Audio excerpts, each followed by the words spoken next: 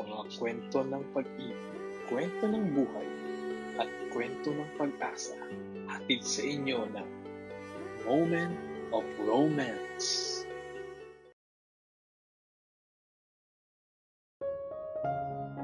Mula sa bintana ng apartment ko rito sa Laguna, kitang-kita ko ang sigla ng mundo sa labas. Pero sa loob, sobrang tahimik. Yung tipong ako lang ang nakakaramdam. Ako si Lian, 33 years old. Sa totoo lang, kahit maayos na ang takbo ng business ko bilang landlady, sa kabila naman nun ay hindi ko pa rin maikakaila na may malalim na pangungulila akong nararamdaman.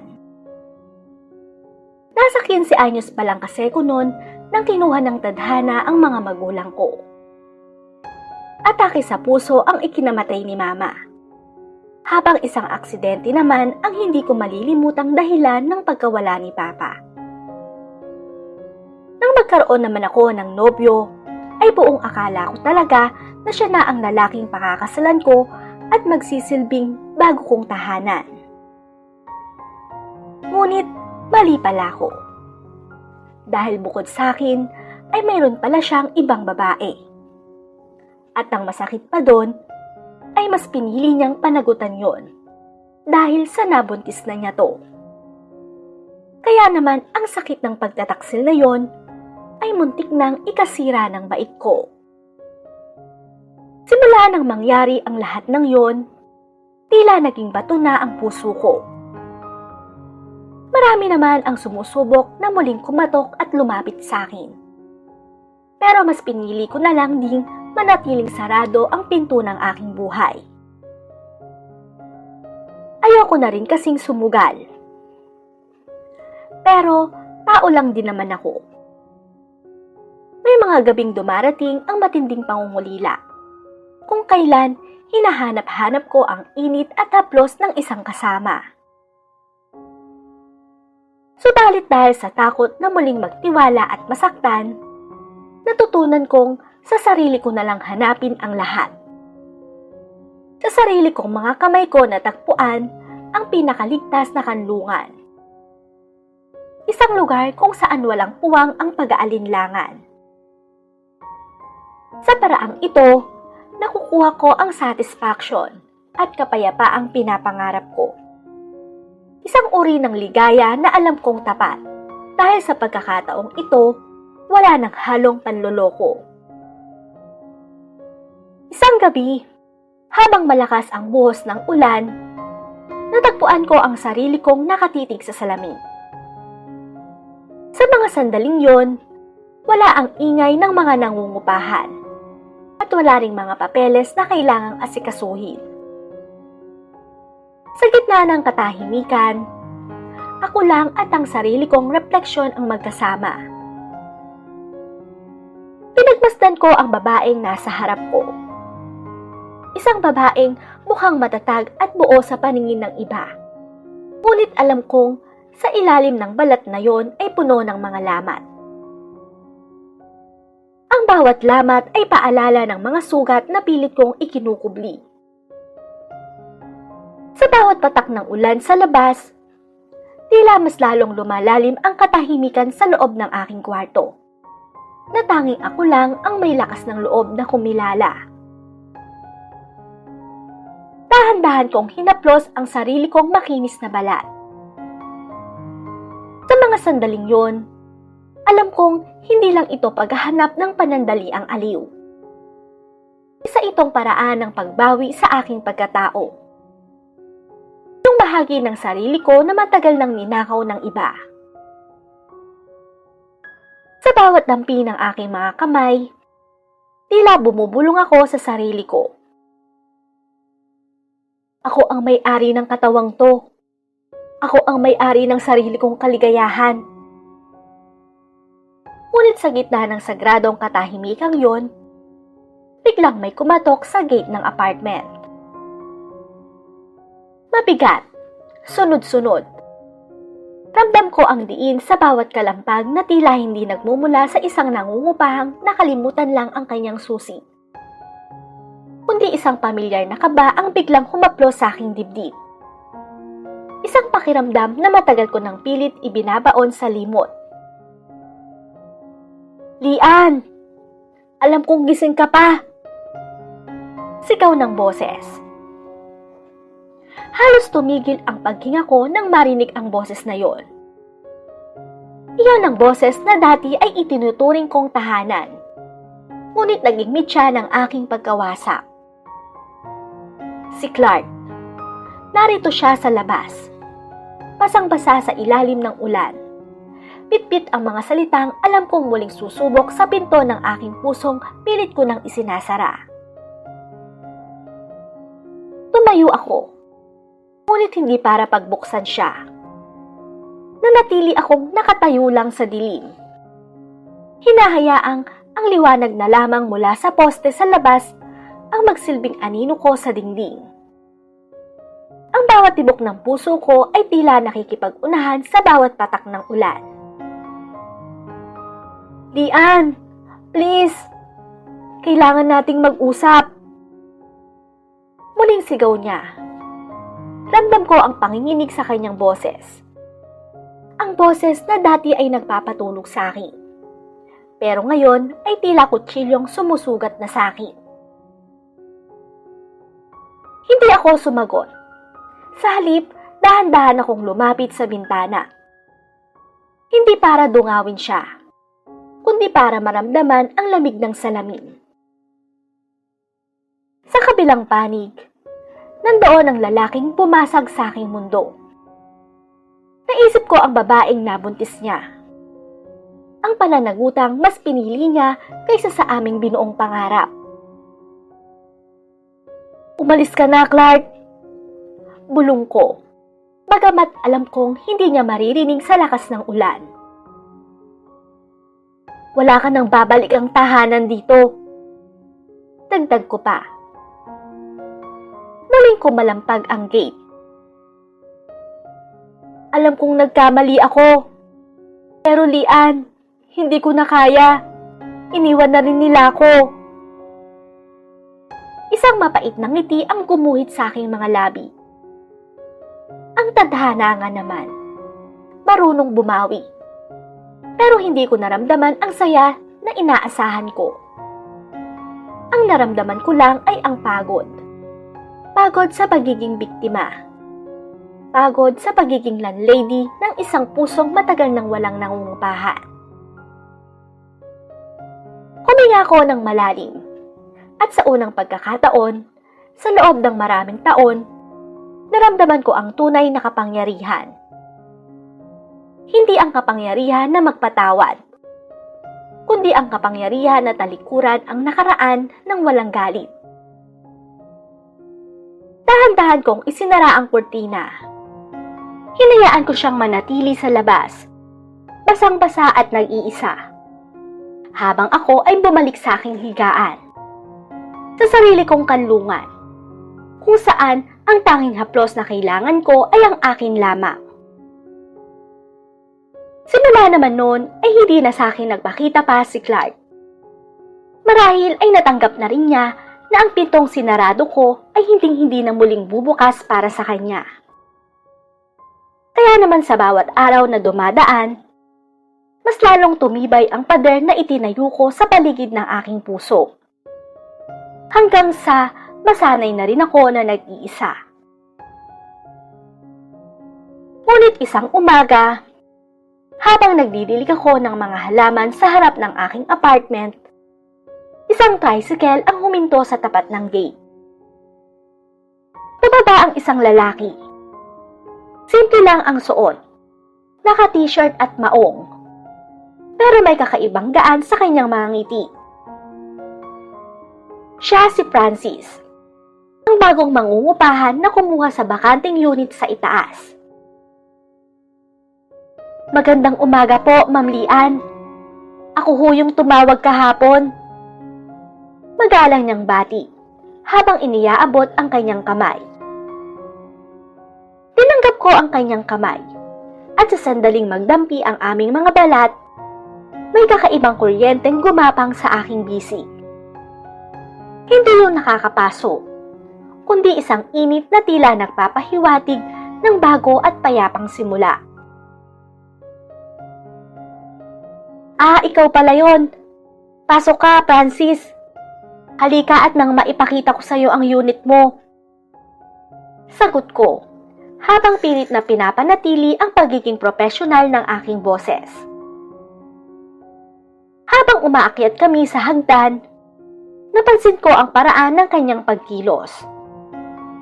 Hindi siya tulad ng ibang mga naging nangungupahan ko na reklamador o masyadong madaldal.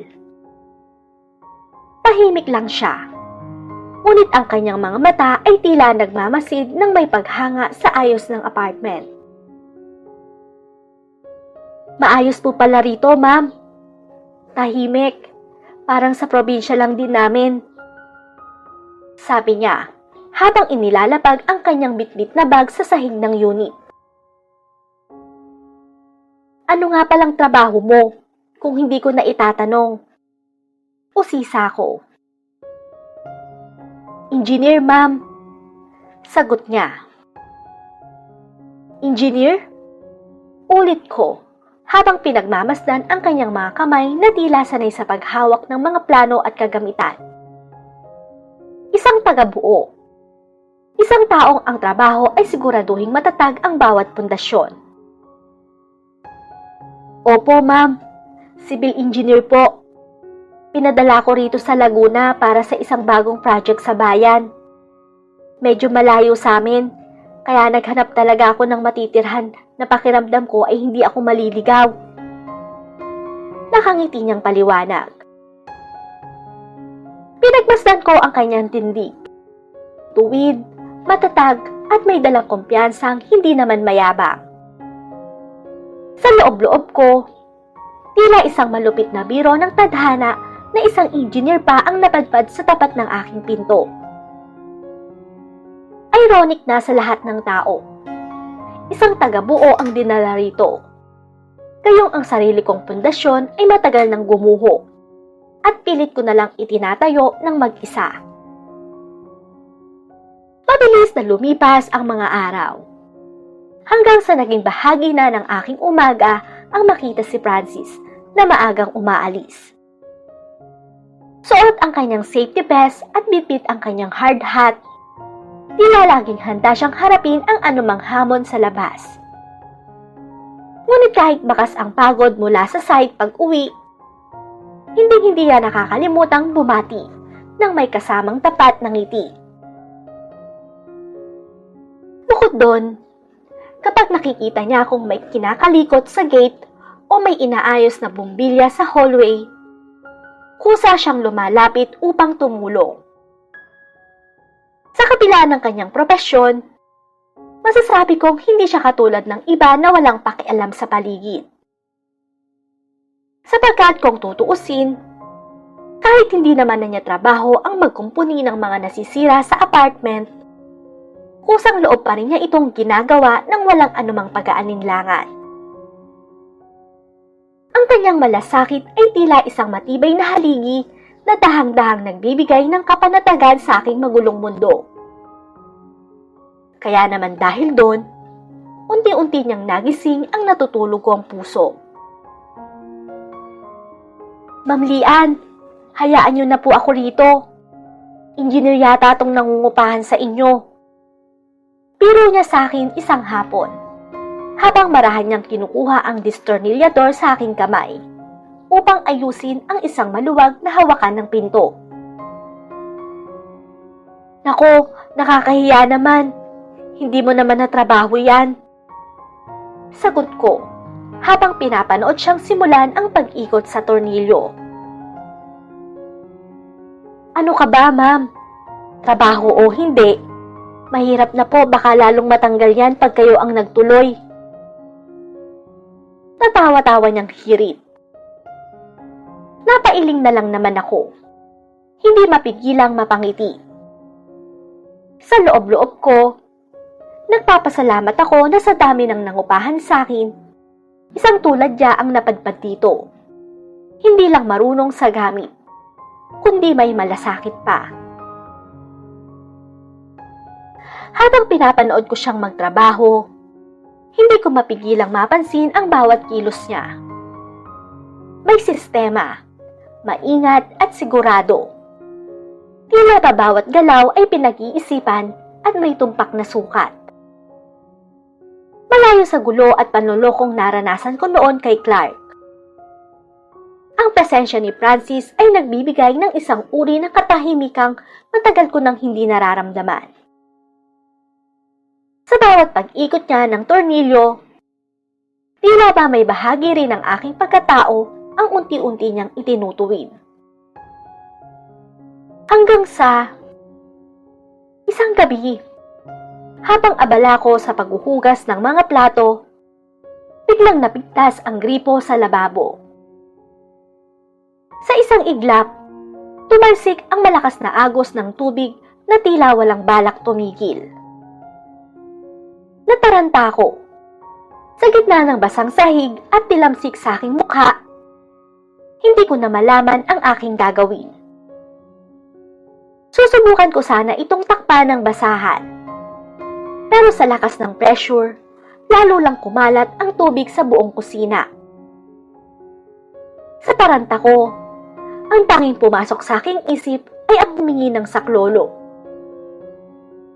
Sakto naman na nasa labas pa noon si Francis, at siya ang agad na nahagip ng aking paningin. Dahil sa takot na baka tuluyan ng bumaha sa loob ng aking bahay, hindi na ako nag-atubiling tawagin siya. Francis, tulong! Hindi ko na napigilang mapasigaw sa gitna ng pagkataranta. Narinig ko ang mabilis niyang mga hakbang. Sa isang iglap, nasa pintuan ko na siya. Nang makita ang sitwasyon ko, ang basang-basa na sahig at ang tila fountain sa gitna ng lababo, agad siyang pumasok ng walang pag-aalinlangan. Ma'am Lian, sandali lang. Yung main valve po, nasaan? Tanong niya habang mabilis na lumalapit.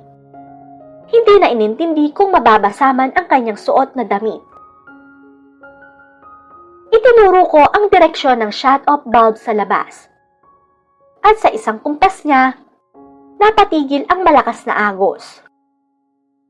Bumalik siya sa loob. Basang-basa ang kanyang polo, pero ang kanyang mukha ay nanatiling kalmado habang tinitingnan ang pinsala. Sa sandaling yon, habang magkaharap kami sa gitna ng basang kusina, tila tumigil ang mundo ko. Ang kaba na naramdaman ko kanina ay napalitan ng isang kakaibang init sa aking dibdib. Hindi dahil sa nasirang gripo, kundi dahil sa katotohanang sa unang pagkakataon sa loob ng mahabang panahon, may isang taong dumating para ayusin ang isang gulong hindi ko kayang solusyonan ng mag-isa. Kaya naman, labis talaga ang pasasalamat ko sa kanya. Dahil sa gitna ng aking pagkataranta, hindi niya ako hinayaang mapahiya o mahirapan ng husto. Higit pa sa nasirang tubo, ang tunay niyang naayos ay ang pakiramdam ko na kailangan ko laging maging matatag at mag-isa sa lahat ng oras. Sa simpleng pagpunas niya ng sahig at pagpapatigil ng agos ng tubig, tila ipinamukha niya sa akin na hindi masamang humingi ng tulong at hindi kasalanang mapagod. Salamat talaga, Francis. Mahina akong sambit habang pilit na inaayos ang aking sarili. Pasensya ka na, nabasa ka patuloy. Wala ho yun, Ma'am Lian. Sagot niya habang nakangiti. Tila hindi alintana ang basang damit.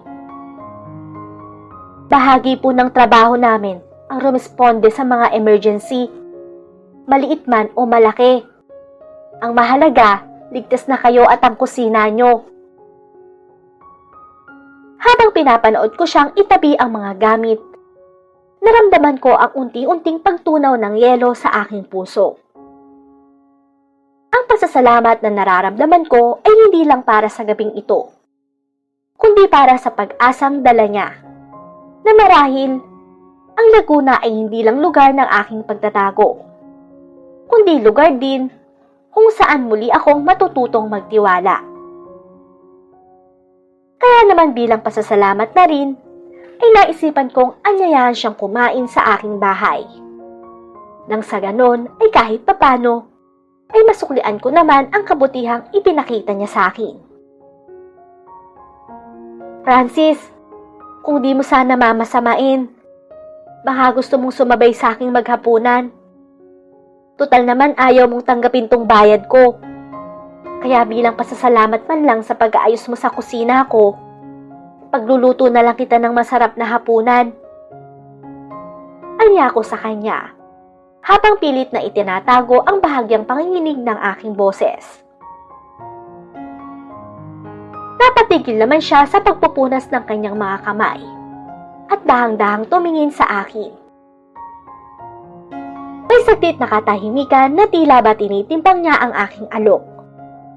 Hanggang sa sumilay ang isang tipid, ngunit tapat ng ngiti sa kanyang mga labi. Nako, Ma'am Lian, nakakahiya naman po. Trabaho lang naman ho yun at bahagi ng pagtira ko rito ang tumulong. Sagot niya, pero baka sa kanyang tono na hindi siya tumatanggi ng pinal. Huwag ka nang mahiya, Francis. Nakita mo naman, basang-basa ka pa dahil sa akin. At saka, mas masarap kumain kapag may kakwentuhan, diba? Hirit ko pa. Pilit na nilalabanan ang pagkailang. Sa huli ay tumango rin siya, habang dahang-dahang inilalapag ang kanyang mga kagamitan. Sige po, ma'am. Basta ho, huwag kayong mag-abala ng husto, ha? Kahit ano lang po, ay ayos na sa akin. Pahayag nito. Saglit muna siyang nagpaalam upang magbihis at maligo na rin dahil basang-basa ang kanyang suot, bunga ng nangyari sa gripo.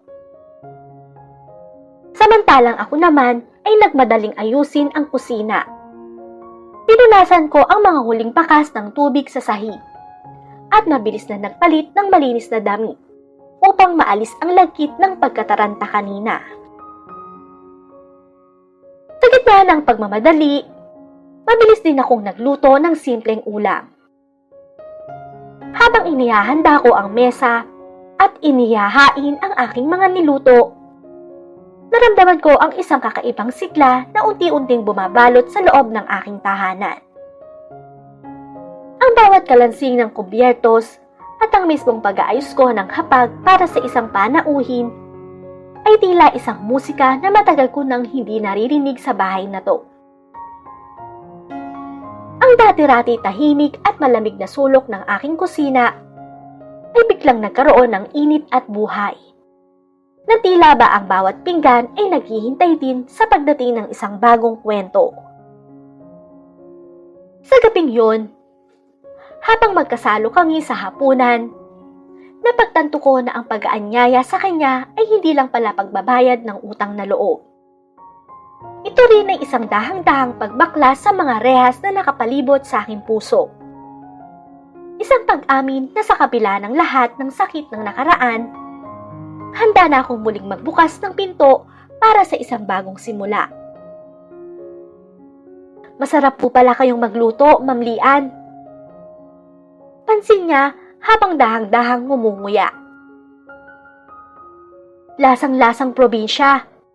Ganito rin ang timpla ni nanay sa amin sa Bicol. Napangiti ako. Hindi dahil sa puri sa luto ko, kundi dahil sa paraan ng pagkakasabi niya. Tapat at walang halong pambobola. Salamat, Francis. Mabuti naman at nagustuhan mo. Akala ko kasi ay masyadong simple lang para sa isang engineer na tulad mo. Tumawa siya ng bahagya. Isang mahinang tawa na tila musika sa pandinig.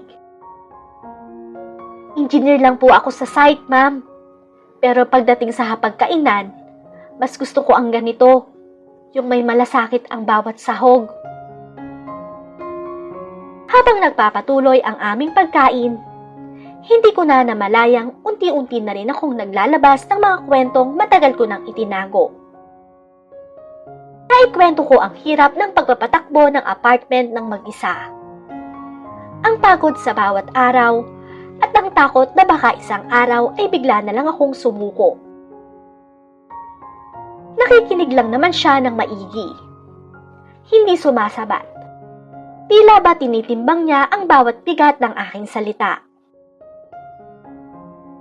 Dahil sa mga katagang iyon, tila nakahanap ako sa kanya ng isang taong maaari kong sandalan. Sa gitna ng aming simpleng hapunan, naramdaman ko na ang pinto ng aking puso ay hindi lamang basta bumukas. Handa na rin itong magpapasok ng isang taong marunong magpahalaga sa bawat lamat at peklat ng aking pinagdaanan. Kaya naman bago kami maghiwalay ng gabing iyon, sinulit ko na ang pagkakataon. Niyaya ko siyang uminom.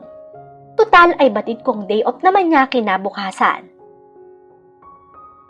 Francis, may ilang bote pa ako ng beer sa ref. Pag-anyaya ko, habang inililikpit ang mga pinagkainan. Kung hindi ka pa inaantok, baka gusto mong mag-chill muna. Tutal, Sabado naman bukas.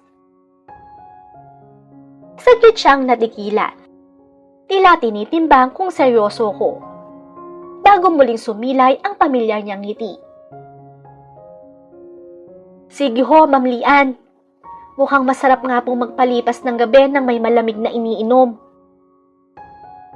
Inilabas ko ang 2 bote at ilang pirasong chichirya. Lumipat kami sa maliit na beranda ng aking unit, kung saan tanaw ang tahimik na kalsada ng Laguna. Sa ilalim ng liwanag ng buwan at sa bawat lagok ng alak, mas lalong gumaan ang pakiramdam ko sa kanya. Wala ang tensyon ng isang landlady at nangungupahan. Para kaming 2 kaluluwang nagtagpo sa gitna ng katahimikan. Alam mo, Francis, panimula ko habang pinaglalaruan ang gilid ng aking baso. Marami nang dumaan dito sa apartment. Iba-ibang mukha, iba-ibang ugali. Pero ikaw lang ang kaisa-isahang nangungupahan na nag-abala pang ayusin ang mga lamat. Hindi lang sa pader, kundi pati sa gripo at kung ano-ano pa. Tumitig siya sa akin. Ang kanyang mga mata ay mapungay. Ang kanyang mga mata ay mapungay na. Ngunit bakas pa rin ang talino at senseridad.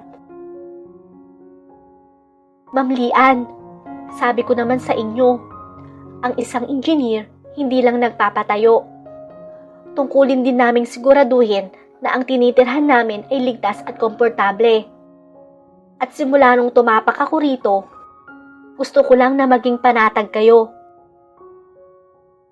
Dahan-dahan niyang inabot ang aking kamay na nakapatong sa mesa. Ang kanyang palad ay magaspang. Bakas ng pagtatrabaho sa site. Ngunit ang kanyang haplos ay kasing lambot ng bulak. Sa bawat lagok ng alak, tila ba dahang-dahang lumuluwag ang mga tornilyong humahawak sa aking emosyon. Ang seryosong engineer na kaharap ko ay naging mas madaldal, at ang mailap na landlady na katulad ko ay naging mas mapangahas. Alam mo, Lian, panimula niya, ang boses ay mas malalim na at wala na ang formal na ma'am. Minsan, ang hirap maging engineer. Lahat dapat may plano. Lahat dapat may sukat. Pero pagdating sa'yo, wala akong mahanap na formula. Natawa ko ng bahagya. Ramdam ang init ng beer sa aking mga pisngi. Bakit? Mahirap ba akong kalkulahin? Sobrang hirap. Sagot niya habang nakatitig ng mataman sa aking mga mata. Kasi ang ganda ng pundasyon, pero masyadong mataas ang pader. Gusto ko sanang pumasok, pero baka bawal ang trespassing. Biro naman ito. Sa gitna ng tawanan at bahagyang pagkahilo, isang hindi inaasahang pangyayari ang bumasag sa momentum ng aming usapan. Biglang kumulog ng malakas at sa isang iglap, namatay ang lahat ng ilaw sa paligid. Brown out, bulong ko habang kinakapa ang mesa sa dilim. Dahil sa biglaang kadiliman at sa epekto ng alak, nawalan ako ng balanse ng tangkaing tumayo. Naramdaman ko ang pagdaustos ng aking paa sa basang bahagi ng beranda. Ngunit bago pa man ako tuluyang bumagsak, naramdaman ko ang dalawang matitigas at malalakas na braso na sumalo sa akin. Sa sobrang lapit namin, amoy na amoy ko ang pinaghalong bango ng kanyang sabon at ang pait ng alak. Ramdam ko ang mabilis na pagtibok ng kanyang puso, na tila sumasabay sa kaba ng sa akin. Sa gitna ng kadiliman ng Laguna, tila kami lang ang gising. Lian, ayos ka lang? Bulong niya. Ang kanyang hininga ay humahaplo sa aking balat. Hindi ako nakasagot. Sa halip na lumayo, hinayaan ko ang aking sarili na manatili sa kanyang mga bisig. Ang hindi inaasahang pagyakap na yon sa gitna ng dilim ay tila isang sagot sa lahat ng tanong ko. Francis, ang tanging nasabi ko. Andito ko, Aniya. Kahit madilim, kahit walang plano, hindi kita bibitawan. Sa gitna ng kadiliman at sa init na dala ng alak, tila nawala ang lahat ng harang sa pagitan naming dalawa. Ang bawat hininga niya sa aking leeg ay nagsilbing mitya sa isang damdaming matagal ko nang itinago sa ilalim na pagiging matigas na landlady. Francis, mahina akong tawag. Halos bulong na lang habang nakasandal ang aking noo sa kanyang dibdib. Damang-dama ko ang lakas ng pagtibok ng kanyang puso. Mabilis, magulo, tila isang makinang nawalan ng kontrol. Hindi na siya sumagot sa pamamagitan ng salita. Sa halip, naramdaman ko ang paghigpit ng kanyang yakap at dahan-dahan niyang inangat ang aking mukha. Sa dilim ng gabi, ang kanyang mga mata ay nagniningning sa determinasyon. Isang dampi ng kanyang mga labi sa aking noo, pababa sa aking mga pisngi, hanggang sa magtagpo ang aming mga hininga. Ang unang halik ay marahan, isang pagtatanong, isang pag-aalinlangan. Pero nang tugunin ko ito ng may parehong pananabik, naging mas malalim ang bawat pagdampi. Wala nang ma'am, wala nang engineer. 2 taon na lang kaming naghahanap ng kalinga sa gitna ng malamig na gabing yon. Dahan-dahan kaming pumasok sa loob ng bahay. Ang tanging gabay ay ang liwanag ng buwan na sumisilip sa bintana. Ang bawat takbang ay tila isang pagbaklas sa mga lumang pundasyon ng aking takot. Inalalayan niya ako hanggang sa marating namin ang aking silid. Doon, sa ibabaw ng malambot na kama, ang katahimikan ay napalitan ng mga buntong hininga at ang mahinang tunog ng pagtausdos ng tela sa aming mga balat. Sa bawat haplos ni Francis, tila ba sinusukat niya ang bawat kurba ng aking katawan nang may higit na pag-iingat kaysa sa anumang proyektong hinahawakan niya. Hindi ito basta pagnanasa. Ito ay isang uri ng pagbuo. Ang bawat haplos niya sa aking mga pilat at lamat ay tila nagsasabing, tanggap kita, bubuuin kita. Lian, bulong niya sa gitna ng aming paglalaro. Ang boses ay puno ng emosyong hindi kayang ipaliwanag ng anumang kalkulasyon. Hinding-hindi kita gigibain. Sa gabing yon, sa gitna ng init at pagsasama ng aming mga katawan, naramdaman ko ang isang bagay na matagal ko nang kinalimutan. Ang pakiramdam ng pagiging pag-aari ng isang tao na marunong magpahalaga. Hindi ito gaya ng gulo kay Clark. Ito ay isang matibay na pundasyon. Isang pagsasama na binuo sa gitna ng sirang gripo. Simpleng hapunan at isang gabing hindi namin inaasahan. Nang matapos ang lahat at nanatili kaming magkayakap sa ilalim ng kumot, nakatitig sa kisame habang dahang-dahang bumabalik ang kuryente, alam ko na hindi na ako babalik sa dati. Ang lamat sa aking puso ay hindi na butas na dapat katakutan. Ito ay naging puwang na para sa isang bagong simula. Kasama ang lalaking handang manatili kahit tapos na ang construction. Nakising ako kinabukasan na hindi ang nakasanayang tunog ng alarm clock ang pumukaw sa akin, kundi ang marahang paghinga ni Francis sa aking tabi. Ang liwanag ng umaga na sumisilip sa kortina ay tila nagbibigay ng bagong kulay sa silid na matagal nang naging saksi sa aking pangungulila. Dahan-dahan siyang nagmulat ng mata. At nang magtagpo ang aming mga paningin, walang bakas ng pagsisisi o pagkailang. Sa halip, isang matamis at antok na ngiti ang sumilay sa kanyang mga labi. Hinila niya ako palapit at hinalika ng bahagya sa noo. Isang kilos na tila nagsasabing hindi lang ito dala ng alak o ng pagkakataon. "Good morning, Lian," bulong niya. Ang boses ay pauspa ngunit puno ng lambing. "Ayos ka lang ba?" Tumango ako. Isinandal ang aking ulo sa kanyang dibdib. "Ayos lang. Ikaw?"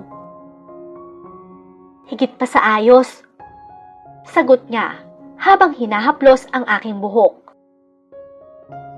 "Alam mo, kagabi, nung sinabi ko na hindi kita gigibain, seryoso ko ron. Hindi ako nandito para maging panandali ang solusyon lang sa sirang gripo o malungkot na gabi. Gusto ko maging parte ng maintenance ng buhay mo araw-araw." Sa sinabi niyang iyon, ay hindi ko naman alam ang isasagot sa kanya. Pero isa lang ang naging malinaw sa akin nung mga sandaling yon. Na napagtanto ko na ang pagdating ni Francis sa apartment ko ay hindi lang isang aksidente ng tadhana, kundi siya na ang sagot sa bawat panalangin ko na sana ay may dumating na taong hindi matatakot sa aking mga lamat. Hanggang sa mabilis na lumipas ang mga araw, linggo at buwan. Ang dating apartment na puno ng katahimikan ay tuluyan ng naging isang tahanan. Wala na ang mga gabing puno ng pag-aalinlangan. Dahil bawat sulok ng bahay ay may bakas na ng malasakit ni Francis. Mula sa matibay na gripo sa kusina hanggang sa mga bagong tanim na halaman sa garden na sabay naming inalagaan. Isang hapon, habang pinapanood ko siyang nagkakabit ng bagong lighting picture sa aming sala, napansin kong lumingon siya sa akin at ngumiti. Hindi na ito ang ngiti ng isang nangungupahan. Ito na ang ngiti ng isang taong nahanap na ang kanyang permanenteng matitirhan. "Lian," tawag niya habang bumababa sa hagdan. Tapos na ang instalasyon. Maliwanag na ulit ang bawat sulok. Lumapit ako sa kanya at hinawakan ang kanyang mga kamay na may batid pa ng alikabok mula sa paggawa. "Salamat, Francis. Hindi lang dahil sa ilaw, kundi dahil sa pagtanggap mo sa akin, pati sa mga lamat na akala ko ay wala ng lunas." Hinila niya ako ng bahagya at isinandal ang kanyang noo sa akin. "Sabi ko naman sa'yo, Ang pinakamatibay na pundasyon ay yung mga dumaan na sa bagyo. Ang mga lamat mo ang nagpapatunay na kaya mong manatiling nakatayo. At maswerte ko dahil ako ang pinayagan mong mag-ayos nito.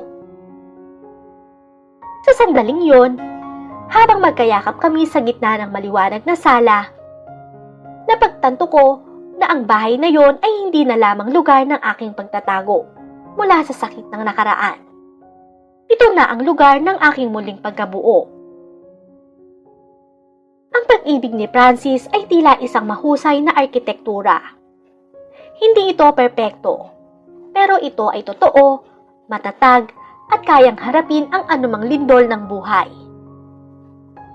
Sa wakas, hindi na ako natatakot sa bukas.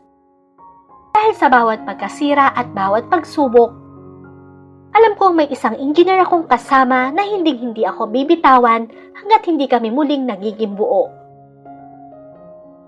Dito na nagtatapos ang isang kabanata ng aking pag-iisa. At nagsisimula ang isang buhay na binuo sa matibay na pundasyon ng pagtitiwala at pagmamahal.